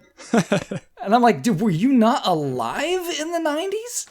We got a 486 in 2000. I was so far behind on PCs. Dude, you can play Doom on Super Nintendo. Yeah, but nobody I knew had that back then. Come on, man. Doom was everywhere. I don't know. Not up where I was living, apparently. Doom 64? Yeah, never. I don't even remember seeing that at the rental place. Dude, I bought Doom 64. Oh. It was good. Was it? Doom 64 is good, man. Right. But yeah, I'll add that to my list to play before Elden Ring. Doom 64. It's written in now. Can't change it. It's not a bad. No, put Dark Souls 3 up on your list somewhere. Anyway, that's a good question, Pam. So thanks for sending that in. Michael Wimpy, it's got to be our good old Wimpster. Yep, that's him. Do you own a Nintendo Switch? And if so, how often do you play on the toilet? I think we both own a Switch, right? We do both own a Switch. I've never taken mine to the bathroom. I can say the same. That's gross. That's how I feel. I have less respect for my phone or a book, so I will take those to the bathroom if I want some entertainment. I don't want to take my video game products in there. No, and my kids play on the Switch. I wouldn't take it with me in the toilet. You know, you can't disinfect that thing very well. Even though I should disinfect it after they play with it. I mean, it's my kids. Maybe that's why so many people are getting Joy-Con drift. It's just feces have leaked into the analog stick. And now Nintendo's forced to pay to fix it for free. And they're just like, oh my God. Why did we make this thing portable? The next console will be more Wii U style, where you can only take it within a few feet of your TV. There was a reason they did that, right? So you wouldn't take it in the bathroom. Oh, man. I'm going to guess a lot of people probably do. Yeah, it wouldn't surprise me. But your butt goes numb after a little bit. So, you know, maybe it's not. You don't want to spend too much time in there. And I have a family. We have 2 bathrooms, but if I tried to stay in there too long, it'd be a problem. You know what I mean? But obviously, you have a Switch. You were did you get yours on launch, or you're pretty close, right? I did, yeah. First day, I took my son out of school. We stood in line to get it, and then we went home and played Zelda for like 10 hours straight. Dude, you're crazy. It was so much fun. You're doing it right. Yeah. His teacher was the best that year, because we also pulled him out of school to watch Force Awakens. And he's like, awesome, great, do it. We're keeping him up till like midnight to go to the show. And he's like, so we won't be in school tomorrow. He's like, that's fine. Have him write a report. Yeah. Oh, yeah, that's good. So, we just got our Switch earlier this year, and my kids can't put it down. So I don't get much time at all. I remember I told you I started Octopath, right? Yeah. I've never got anywhere because my kids are always on the Switch. You got to get back in it. That is one of my favorite role-playing games. It's so good. I want to get. I got like through like one person's story, and like, okay, I'm going to go leave to get another person. That's as far as I could ever get because they're always on it. I mean, my kids have beaten Mario Odyssey like 5 times. That's a good Mario Odyssey. So good. And now they, you know, Maddie got Mario Maker 2 for her birthday, so now that's the thing that never leaves the system. I want that one very badly right now as well. I don't have that one yet. My son played a lot of it when we got it. He played Splatoon 2 quite a bit. Then Smash Bros. Took over for a little while, and then Fortnite took over for a little while. But he hasn't played it much lately, so I've been able to steal it back, and like I played Hollow Knight through on the Switch very recently. Okay, yeah. See, luckily I could play that on Xbox, but that's the good thing, I guess, for me. Even like I will take that's even the thing with the Wii U. Even though you can totally play it on the TV without any issue, like Maddie still wants to play Breath of the Wild just on the tablet. She doesn't care about the TV at all. Yeah. So which is great. It means I can use it for something else. But anyway, we both have Switches. I'm like I was with the Wii U, a little later adopter on that one. Thomas Blaine asks, what's been new in your lives and collection updates? And he also asks, he believes that GameQuest was sold in the past. Is that correct? So what's the status on the store now? So we've been doing a little bit of general life updates, but also a chance to do collection updates. And do you want to start by maybe telling us about the store saga? Sure. Yeah. So without getting too detailed, last year I ended up selling the store in August. The year prior to that, I was having a lot of mental health issues, and I just couldn't do both jobs and the family and everything. And so something had to go. So it's a pretty easy decision with everything that we had, that the store was the thing that had to go. So we were in the best position you want to be in when you're selling a store, when you've got lots of people interested. And so we got to like literally interview people and pick our favorites, which was a pretty cool situation to be in. And then a late person who put in an offer was a friend of mine that I met through other friends through the store. And he runs a little computer company in town where he would like build custom PCs, and he had like a workshop in his home where he could do like all the water cooling and custom paint jobs and stuff like that. And he also does tech service around town for different companies. So his plan was to integrate that business into the store. So he wanted to add the computer stuff, which was a big blind spot for me. as well as I've met with him many times since we've sold the store. We just get together and hang out, watch a movie or something once in a while. And he's very concerned with, and I keep telling him not to be. I'm like, it's yours. Do what you want with it. You have my blessing. But he's very concerned that he wants to continue the feel and the legacy that we started there. That it's friendly and approachable and affordable, and all that kind of stuff. So he's always updating me and keeping me up to date. And they had their like a couple of weeks early, they did like a year that they've owned it kind of celebration just recently. So we went down there and spent some time with them. And some of the old staff I still hang out with. Our kids play together. We get together and they keep me informed of everything because I only get to stop in like once every month or two now. But it's great. I have no regrets selling it. I'm very happy with the people we chose still a year later. When I run into customers that I used to talk to when I'm at the grocery store or the mall or something, and I'll ask them what they think, and it's still all positive feedback. So I couldn't be happier with how things went there. It just got too much for me after a while to do a full-time job, another full-time job, and the family on top of that. Yeah, I mean, for those who've listened to the show before, you'll remember even on the show I would say, Crabby, you're like working 15 jobs, and I was kind of concerned about your mental health and not sleeping a whole lot, and I'm glad to see that balance, right? Balance. Yeah, I had no issue doing that for about 3 years. I took a parental leave when my daughter was born, and I could not transition back into what I was doing before after I tried to come off that parental leave. It just wasn't working as much as I tried to make it work. Yeah, and your health too, because you can't exercise much when you're doing that. Yeah, no, I usually exercise every day, and I put on a lot of extra weight. I was not sleeping well. I'm normally fairly introverted, but I was like way beyond an extent I've ever been in my life, where I just had no desire to hang out with anybody or talk to people. The things I used to love doing, like listening to music, playing games, reading comics, watching movies, didn't want to do anything. I was just in a big funk for almost a year.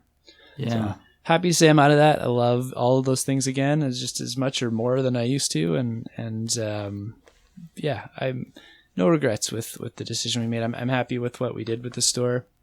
I think we built something really cool that I'm proud of, and happy it's in good hands.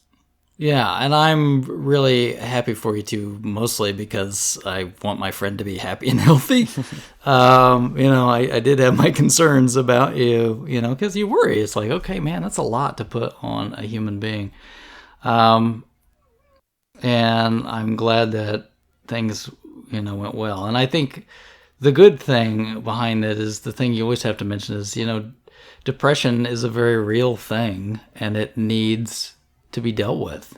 Yeah. It's you can't sweep that stuff under the rug or pretend it's not there. And I think everybody goes through that in their life, and you can get through it, but you need help sometimes, or you need to change things. Hard to make good decisions, and you're making bad decisions when you're making them. They just you don't have the energy to fight it, though. Yeah, and I think everybody has been there, and I'm sure all of our listeners have gone through it as well. And I would just say it was new for me. Get help. Yeah, okay, but everybody does it, right? So it's nothing wrong with you. It's very normal. Just get the help that you need, and you can pull through it. So I'm glad everything is on the right path for you. And so getting back to gaming a little bit, though, like collection updates, a lot, right? Yeah. We've said a little bit, but anything else you want to talk about? Or I was up to about 7,000 pieces of software, unique software in my collection. Like I said, I pulled back on N64, Wii U, and GameCube specifically so far. So I'm down to more like 600 and 6,500 to 6,600 in that range. And I see myself probably dropping down to even 6,000. Just focusing, like other people have said, on more specific areas, like different series or just games that I've missed out on, or just really unique pieces that I wanted for a long time. So there's some saving. Like right now, a great member over at RF Generation's name is Tinstar. He has had full collections of every Sega system, and he's been slowly parting with them. So a couple years ago, I bought a massive Sega CD lot off him that gave me every single Sega CD game that I possibly wanted. And he's recently doing the same for me with some 32X and Master System games. So I've been slowly paying him off over the last couple of months, and then I'll have this pretty awesome Sega lot coming in the mail soon. Very cool. Yeah, I'm ready for him to start coughing up some Genesis titles. You wouldn't have to poke him very hard at this point, I'm sure. Just give him a few nudges. I can't afford probably some of the crazy ones, but there's still a few that I would like to get nice copies of. That's for sure. All of his stuff is very nice, I'll say too. Even some of the Sega CD games, he's like, I only have this sealed, and I'm like, I can't pay for sealed. He's like, just pay me a complete in box, like mint copy price then. Yeah, Tin Star's a great guy. Yeah. Great guy to deal with. Very, very fair fella. On my end, it's not crazy. I think probably there's 2,600 software titles maybe in my library, and that's probably grown some, but I wouldn't say crazy. In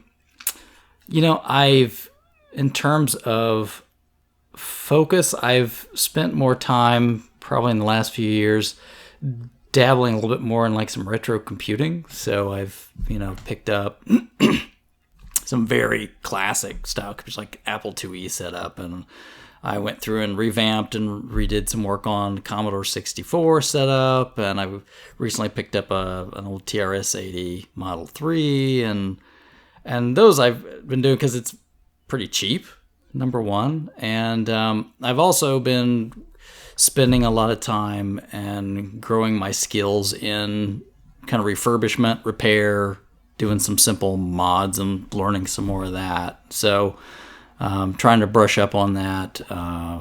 So you're going to consoleize like a WonderSwan soon or something? No, more of like a lot of these older systems or computers and things, you need to troubleshoot or fix, which is nice because you can save some money.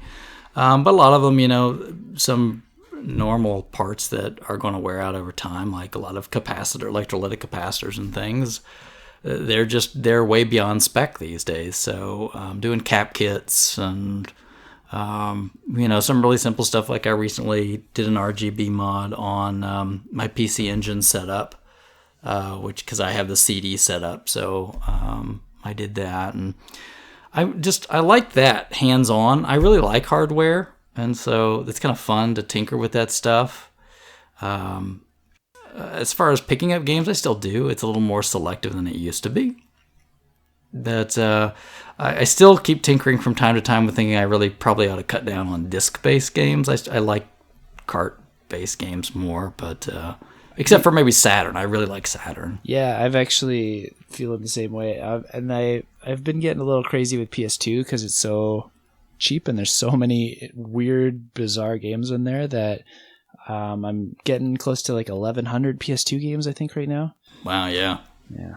But typically I would totally agree with you, like cartridge all the way, but Saturn's this weird console that feels special somehow, even though it's early disc. Yeah, and I think it's because it has so many great 2D titles. Yeah. It just feels like a super version of what came before it. So, I'm and I don't know, it's weird. I just kind of, I was one of those crazy people that bought a Saturn on the US launch, the surprise launch, and I love the long box plastic cases, and I don't know. Pretty great. Yeah, I don't know what it is about that system. PlayStation, I like some of the games. I don't feel the same way about PlayStation. You gotta go to PlayStation for your role playing games. I don't know, Sega's just got the weird, quirky, arcadey stuff that's just nobody else really had. Yeah, definitely different sides of that. But the repair and refurbishment stuff, I've been trying to get more into that because you kind of have to with some of the age of some of this stuff. You don't really have a lot of choices these days unless you're going to pay somebody else to do it. It's a lot easier just to train myself on those skills than it is to shell out the money. Yep. And I enjoy it. I mean, it's kind of it's like gaming. I have a problem to solve, and it's hands-on, and I've got a few cap kits that I've got to get installed in some systems, and an old Nintendo Red Tent that I've been meaning to fix up for quite a while. I've got to rebuild the speakers and the monitor and the control panels on it. Yeah, and that's just like, they're fun little projects, right? And it's like, I don't know, when you fix something around the house, you just feel good. So if you can get that feeling doing something else, it's just proud moment. And you get to bring two of your hobbies together to some degree, right? So it's kind of fun. I like learning about electronics. I'm always one of those people, I always like to learn new things. And so I can learn about the hardware side of this. And I thought, well, maybe at some point in time, maybe I'll teach myself about like producing some reproductions, not to sell, but just maybe more for me, just to goof off with. And like with the carts, I'd really just like to know how to make them. Right. Just for fun. You just want to hack Ronnie James Dio into Holy Diver? That would be awesome. But, it's more things like translations and things, for Japanese. And just like, it'd be cool to have a card of it. And, that's all there is to it. Gotcha. So, yeah, I might say, it's kind of where things have taken me with the collection. I've not really downsized too much, even though I still think from time to time I should. So, I don't know if somebody said, oh man, I really need some of these PlayStation 2 titles or something, I think I'd be like, yeah, okay. Did you specifically direct that comment at me? I don't know. Hey, do you want some? Are you interested in some probably PlayStation do. 2 titles? There's even weird sports games I want on it. There you go. The one thing I keep, the one probably last piece of hardware that's really on my bucket list would be an AES. I would really like to own an AES at some point in time, but the way I feel about hardware like that is I would have to know who it's coming from. Yeah, trust them. I felt the same way when I got mine, and I got it from a very well-respected member at RF Generation, complete in box for a great price and a little bundle of games to start me off. I don't know if I would have got one otherwise, and I'm very happy I got it when I did, because the prices have never been great. There's never been a good time to buy an AES, even when they were new. No. So I feel like I got in at a fairly good moment, though. Yeah, and I would be totally fine with buying some cheap carts and then probably a flash cart. I'm fine with that. I like playing on original hardware. Have you looked into consoleized MVSs? Yeah, but there's this stupid thing from my head that just remembers the AES from that time. Right. And like how untouchable that was. And so owning one is almost just like, again, it's like a bucket list thing, just to go, this was impossible. I get it. For me back in the day. That's one of the reasons I bought mine, because I remember seeing all the GamePro ads and then never seeing one in a store ever. Yeah. And I'm like, where are these? These things look amazing. Why can't I find one? Yeah, I never would see. And people will say, well, how will you just get a Neo Geo CD? And I'm like, that's not the same thing. It isn't. So, I don't know what that is. So hopefully someday, maybe I'll sell a bunch of stuff and buy an AES, or I don't know. I'd probably have to, again, find the right person that's looking to unload first. But, I know we've mentioned like Facebook Marketplaces already, but I've been part of a Facebook Neo Geo group for quite a while. And it is the most positive gaming group I've ever been in. It is just people talking about the things they love constantly. I've never seen anybody put anyone down for loving some stupid, like, old Neo Geo fighting game. Like, he's just like, look what I'm playing this weekend, Fatal Fury, and everyone's like, oh yeah. Yeah, because they're all like, man, yes, we all spent this kind of money. Yeah. Yeah. But, again, I think about that, but I also think like, well, how much does a PlayStation 5 going to cost? You know what I mean? Probably about the same as an AES at this point. Right. You know what I mean? Anyway, yeah. So it's like, why? Parts of me goes like, oh, it's kind of silly, but parts of me goes like, well, no, like these new consoles that are coming, I'm going to shell out that kind of money for them. So yeah, and the new one's just going to get cheaper over time. The AES is going to sit at the same for quite a while. You got it. So maybe if a listener out there is really looking to part with an AES, it's in nice shape. Now, would you settle for a Japanese BIOS because they're a little bit cheaper, or would you go for a North American system BIOS? I think I'd be okay because you can always put a UniBIOS in it. So, yeah, I mean, would I prefer to have a North American one? I would, but would I turn down somebody like, Chris, I've got this Japanese one, and I knew them, and I trusted them, and it was a deal that worked. I think I'd be fine with it. All right. Just again, it's just that idea of this giant, awesome console that plays arcade games that lives in my house. You know what I mean? The only downside is get a controller extension. Oh, yeah, well, that's easy. Yeah. I already have some for Famicom that uses the same pinout, so it's fine. Yeah, the only other stupid thing I've thought about is maybe one day buying a Super Graphics, but I'm just going to skip past that right now. Weren't there only like 5 games for that? It's like 8, I think. Jeez. That's a silly someday maybe. I had to talk myself out of a Jaguar CD for the same reason, because typically I'm like, if I can find one game I really, really want, or 3 that I kind of want, that's all I need to get a console. I could not meet either of those rules on the Jaguar CD. So. There's nothing. Yeah. Hey, wait a minute. You bought my CDI. I did, but there was some unique stuff on there that I want to play. Okay. Wand of Gamelon. Yeah, I think CDI is a greater console than the Jaguar CD. You're not wrong. But then again, my toaster is probably a greater console than the Jaguar CD. Yeah. And you don't mean your NES toaster. I do not. You can probably play Doom on your toaster these days. Just about. Well, coming back to Thomas Blaine, he's got another question, which I think is pretty appropriate. And he says, is Retro World coming around for a 3rd year? Yes. Yes, it is. I know you're not planning to come. I am optional. I would like to go, but there's some things going on with my life that may preclude me from doing that. But I know Bill will be there, and a lot of the other RF Gen guys will be there, right? Yeah, I think there's a little crew of them going again. So yeah, there'll definitely be people to hang out with. I would like to return eventually, yeah, but this year's definitely not in the cards. Yeah, I know Pam, as we mentioned Pam earlier, Pam and Will are going to be there. Will keeps bugging me to go, and I'm like, dude, if I can go, I will. But these things that are going on are beyond my control, so I just have to play the cards as they come up.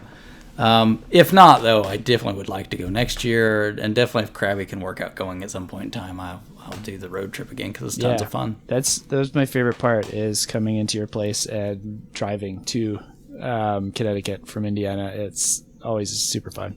I agree. And you're hitting all these stores on the way, and you find these weird hole in the wall, like the vacuum game store. There were some really neat places we stopped, some cool people we chatted up, lots of cool items. It was weird conversations at 3 a.m. when we're driving to keep each other awake. Like, it's fun. It is. It's some great man time to just be away. And even though with your son, though, like last time, we had a good time. Yeah.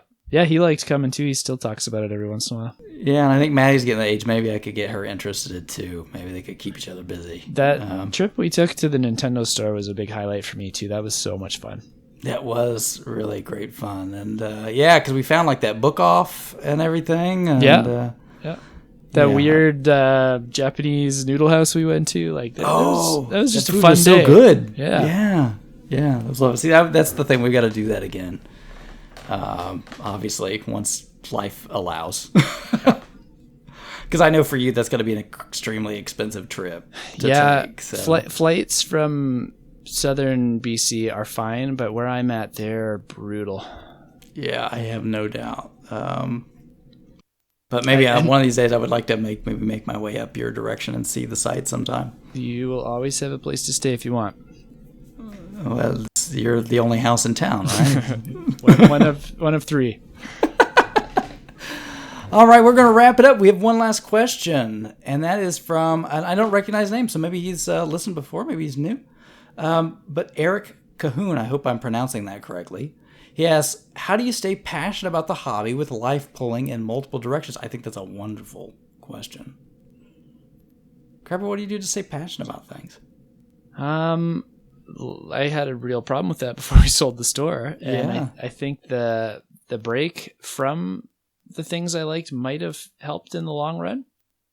But I think it's just finding different aspects of it if one part's not appealing to you anymore.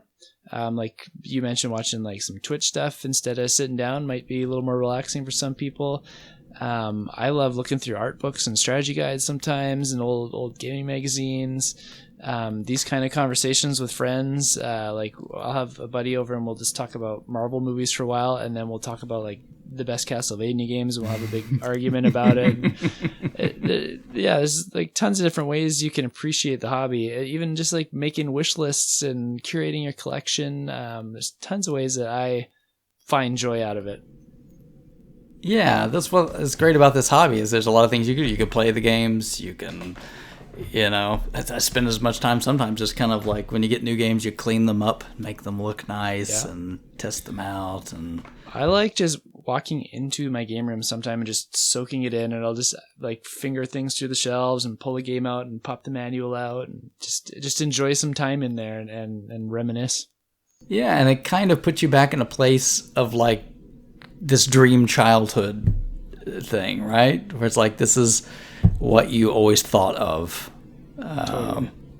And you're like, I can do this now. Some people buy fancy cars and I don't, and I do this, I probably spend a lot less than a fancy car. Some of us maybe not so much, but I don't know if I have a lot of trouble. There are times when I do, I'm like, I don't feel like playing things right now, or I don't feel like going out and hunting around for things. But usually, like you say, I take a break from that, do something else.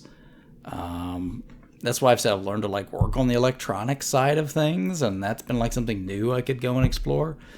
But that's it. There's a lot of pieces to this hobby, and I think, just do the parts that you like, and there's no magic formula. There's nobody that says you have to do this to be a gamer, or this is there's people that do say it, but they're wrong, right? There's no magic formula. There's no true gamer, and only you have to do it this way. And just forget all that, man. Have fun. If you're not having fun with games, take a break for a while. They'll come back. This year, I've been so happy playing games. I've just been really invigorated. I've played every Playcast game this year so far to completion. I've beaten tons and tons of NES games. I've been challenging myself to try and beat 100 over 100 days in the last little while, and I'm about halfway there at the moment. I've got a friend I meet with every Saturday morning, and we just play Japanese role-playing games together. That was the guy I played the Devil Summoners with I mentioned earlier. We're working on Mega Man X Command Mission right now. Interesting. Yeah, it is very interesting. I found a few different ways, and then when I'm at home, like I'll plop in something handheld sometimes and just play it in bed. Yeah, and I would say, Eric, if you're so inclined, like what we were talking about there, like we have those group play-togethers on the side. So there's shooters, if you like that. One a month. There's the Playcast guys that do. They hit every all genre. Kinds of different genres in theirs. So in the last few months, they've done Mario, Twisted Metal, and Limbo and Inside, like as the three. And Detroit as the past few months, like all over the place for genres. Yeah, and some people play every single one every month, and like me, I kind of just the ones that sound interesting to me I pick up, and I play my other stuff the rest of the time, and there's no right or wrong way. Everybody's really happy to have you on board. I've been having a lot of fun with the shoot, the Shmup Club, because I really like those games because they most of the time don't take a lot of time, very pick up and put down. I can squeeze in a game, I can spend 20 minutes and I'm done. So I would say, find other people that you can connect with. And it's like a lot of my friends I've met through gaming. Yeah, that's what brings you together in the first place. But after a while, you're talking about everything else too, right? Yeah. I mean, you're people. So you get to know each other and be friends, and then you got something else to go do. That's for sure. Yeah. Yeah. If gaming is just not a passion of yours anymore, just look around. I'm sure you'll find something else that can be. Absolutely. And, that's really cool. Thanks for everybody for sending in all those questions. I'm flattered, to be quite honest, that after a couple years that people are still this excited to chat with us and to listen to us chat. Seriously, that I think that means quite a lot to me personally. I appreciate it very much as well.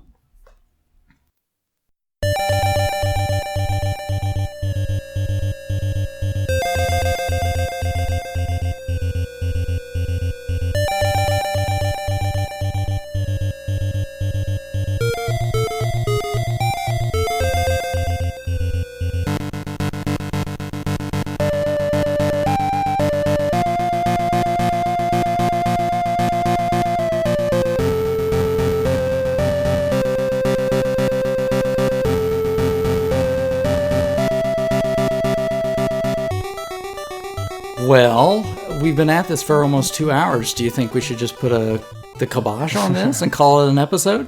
Probably. Okay, well, let's wrap this thing up, shall we? Now, normally, for those of us listening before, and we'll probably get back more towards this format, normally we have a Q&A and then we get into a particular topic each episode. But this one being, again, kind of a reintroduction of sorts and kind of taking this back up, we wanted to just spend more time, even in the question section, just talking about where we've been, what we've been up to, and getting kind of back up to speed with everybody. So in the future, again, we'll be getting back to topics, even though, again, the Q&A stuff isn't going to go away. Those of us listen to our show before know sometimes they're not exactly what I would call short shows. But 2 hours, I think we've done pretty well with this one. But, Crabby, let's see if you can remember. Where can people find us? Podcast Pickle. They could. Right? Years ago, they could find us on Podcast Pickle. No, unfortunately, it's gone. Oh, that's a shame. Do you remember the other places? RF Generation? RFgeneration.com, definitely. Collectorcast.com also will point you to our show feed page on rfgeneration.com. Where else? I think we're on Facebook. We are on Facebook. You're very good at answering on Facebook. I noticed you did that. A little bit of follow-up today. I think I was a week after the comment, but I did get back to the person. You did. Very good. Yeah. We're on Twitter. You can tweet at Duke. You can, at Collectorcast. That's me, because I tried. Crabby created a Twitter account, and I think used it for like a day. I don't get why people like it. Because you can talk to people that share your interests. Why would you not like it? But in such a format that you can't always say what you want to say. Why can't you? Because you have a character limit. It's longer now. But it's still a limit. What if I want to say a lot of things? Then you tweet multiple times. People do it all the time. Yeah, one forum post is good enough. Okay, so for those folks, though, they can go to rfgeneration.com. They can read Crabby's thoughts on a wide variety of things. Where can people find the show? Are we on YouTube still? Well, did I say that already? The old shows are on YouTube, and since you're editing now, if you want to give it to me when you're done, I can put it on YouTube. Yes? Deal. You can just Google or search for Collectorcast. Yeah. iTunes. You can find us. We're still there. Well, I guess it's Apple Podcasts now. They've changed it. But it's still the same thing. If you had it before, you still have it. The Google Play Store, unless they've kicked us off. I haven't checked recently, but we were on the Google Play Store. Stitcher. I think Stitcher's still a thing. So, is it? I think so. And then go the way of the pickle? I don't think so.